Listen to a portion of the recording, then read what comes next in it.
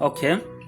Sasa leo tunaenda kuangalia jinsi ya kusteki pai zako ili uweze kuongeza kasi ya uchimbaji na kujikusanyia pai nyingi sana kwa siku. Unachotakiwa kufanya, utakuja kubonyeza hapa palipoandika pai apps. Sawa, utapagusa. Tusubiri sasa ifunguke. Haya, ikishafunguka sasa utakuja kubonyeza hapa pameandika Mainnet apps, utagusa. Haya, ukishagusa sasa utakuja kubonyeza hii app ambayo imeshapata na verified. Japokuwa tu kigusa zingine si mbaya, sawa?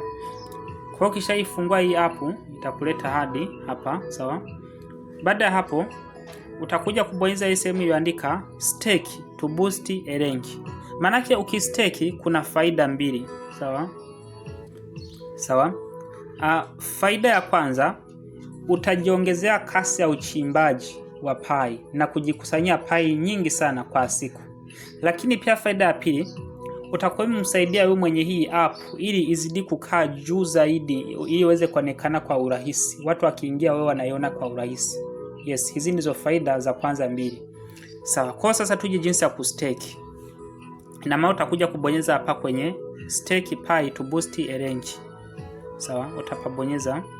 Kisha pabonyeza, hii sehemu unakuja kujaza kiasi cha pai, sawa? Na hapa unaweka siku, sawa? Let's say kwa mfano hapa juu mimi ngoja ni stake pai moja, sawa?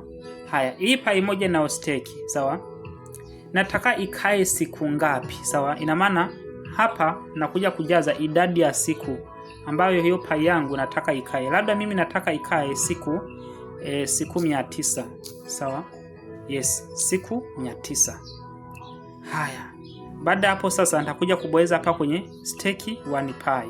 Kwa hiyo nitakuja kubonyeza kama hivi.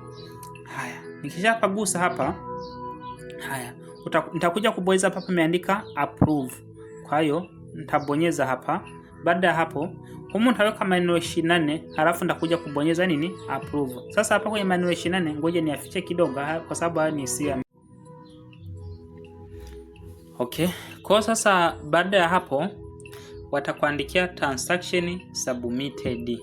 Maana yake muamala wako tayari umekwisha kamilika.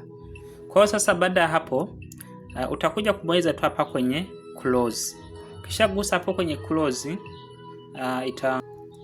yes. Kwa hiyo mpaka hapa tayari nimekwisha maliza kustake. Kwa hiyo kustake ni zoezi rahisi sana, wala hata hamna ugumu wowote. Ndio. Na labda tena ni shauri kitu kimoja.